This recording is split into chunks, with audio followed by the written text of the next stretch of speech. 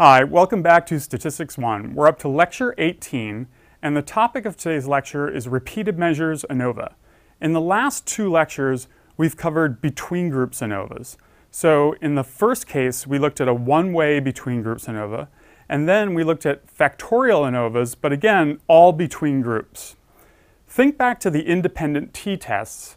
We had an independent t-test where there were separate groups of subjects in the two conditions where we wanted to compare the group means.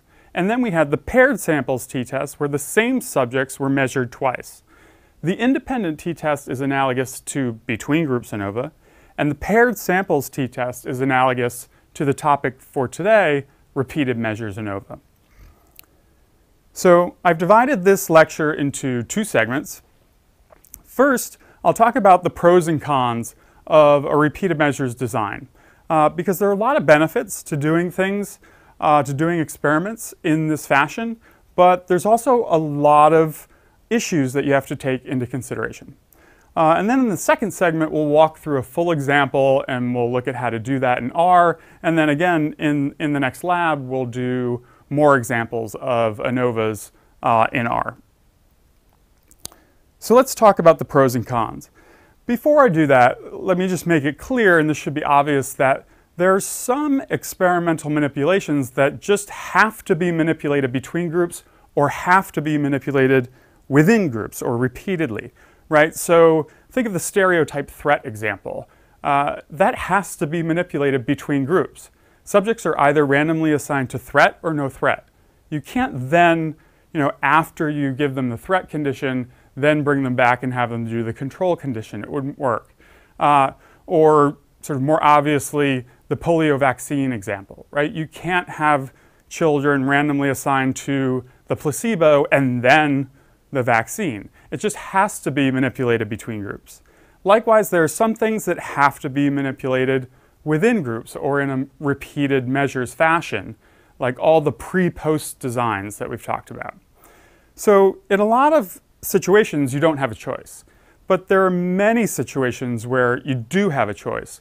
And in this first segment, I just want to talk about the pros and cons and things that experimenters consider as they try to make a decision as to whether to conduct an experiment as a between groups design or a repeated measures design.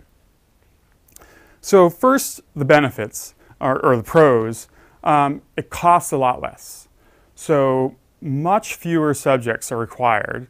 And the second point is the most critical point in this lecture. And one of the most important points to take away from an intro stats course is there's more statistical power in a repeated measures design. And that's because the nature of the error term or the unsystematic variance or the chance variance changes. And that's a really important concept that I'll try to drive home here in this lecture.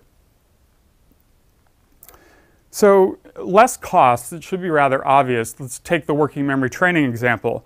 That initial study that caused a lot of attention and controversy, they actually had 4 independent groups, 4 separate groups of subjects that trained for different amounts of time. So remember, it was 8 sessions, 12 sessions, 17 or 19. And there were 20 subjects in each group.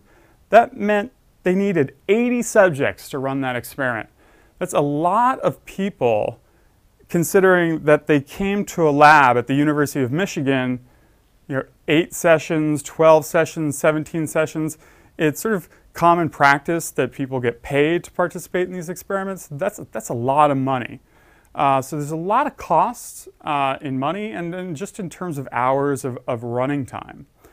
So if we were to run that as a repeated measures design, there'd be a lot of benefits, right? So if we just had subjects do the training and assess them at 8, 12, 17, and 19 days, then we would only need 20 subjects. That's the less cost part. What's more important is it's statistically more powerful because subjects may reveal consistent individual differences across the experiment, right? There may be some people in there who just aren't taking it seriously. And so they're not gaining in the working memory training. They're not going to show an effect of the training. whereas there may be other people who are really working hard at it, and it's consistent across all the conditions. So we can look at that variability across subjects and see if there's systematic variability that we can attribute to the individual people. Remember, in a between groups design or in an independent t-test, any variation across people that are in the same experimental condition is considered error variance. It's unsystematic. Why are they behaving differently? We have no idea. They were given the same exact treatment. What repeated measures allows us to do is account for individual differences, just stable individual differences in behavior across an experiment, which reduces the error term, which increases power. So let me try and illustrate that concept graphically, because again, it's a really important concept and the most important thing to take away from this lecture. So here's a Venn diagram of a variance from the between groups design. So remember, there were just two sources of variance in a one-way ANOVA, the good variance and the bad variance, the between groups variance and the within groups variance. I like to think of it as the systematic versus the unsystematic. So remember, the between groups variance was just variance due to our treatment, or our independent variable A. And the unsystematic was variance within a group. As I just said, why are people within the same treatment group behaving differently? We don't know. That's unsystematic. And the notation, again, is S within A, subjects within groups. Look what we can do with the repeated measures design. We still have that systematic between groups variance due to our manipulation, but the unsystematic variance is now reduced as a function of stable subject variance. So if subjects just reveal stable individual differences across an experiment, then I can attribute that to subjects. And that gets sort of taken out of the error term, and the error term is reduced. The other really critical concept to take away from this lecture is this piece right here, specifically this guy. So the error term in an F ratio is mean squares for the interaction of your independent variable and subject variability. That may sound strange because we just did factorial ANOVA and interactions were not the error term, they were the hypotheses we wanted to test. But if you think about this conceptually, about what error means, it's spelled out right here. Error in a repeated measures design is inconsistent individual differences across conditions. In other words, it's the simple effect of subjects that differ across conditions. That would be an interaction between subjects and condition, right? So that's why I cover factorial ANOVA before I cover this, so you can grasp that concept. So that's the error term. The numerator in the F ratio is still mean square sub A. It's just how much variance did we create due to our manipulation.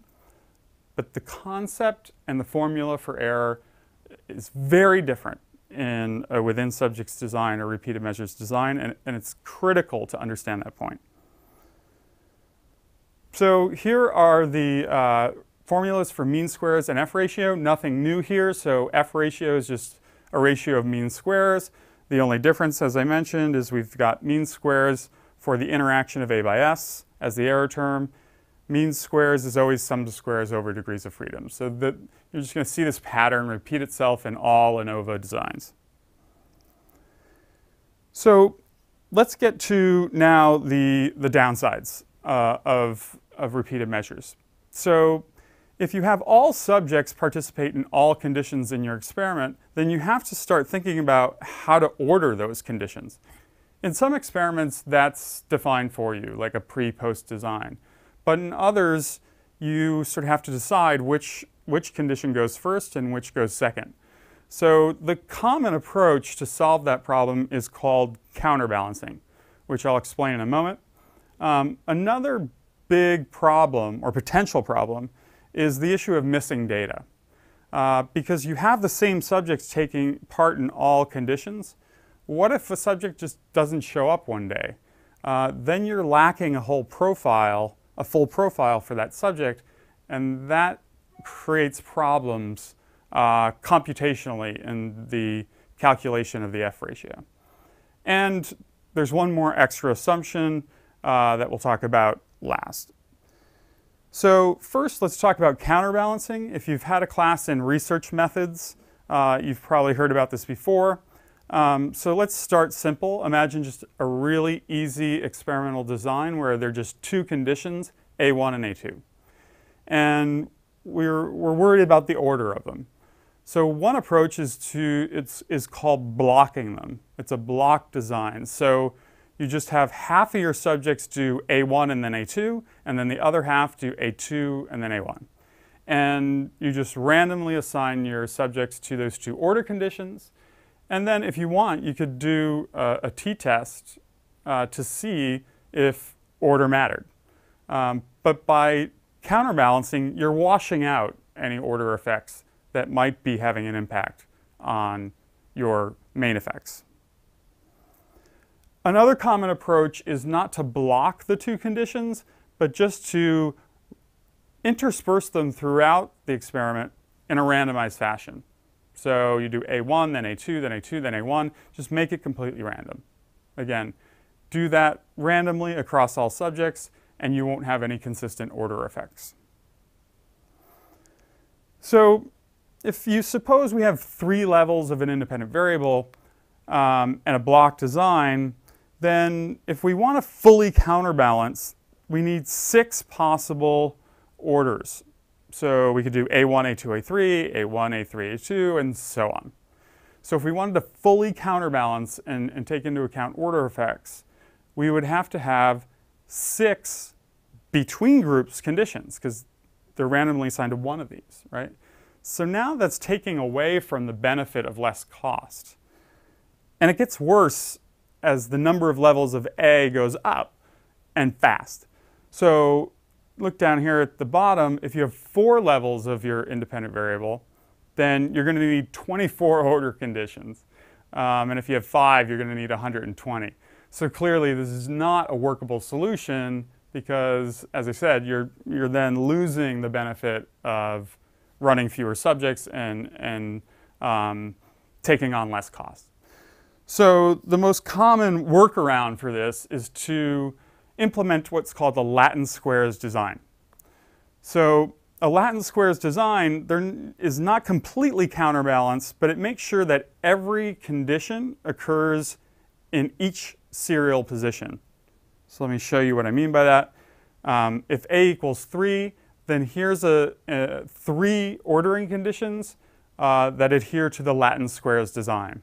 So A1 occurs first here, it occurs second here, it occurs third here.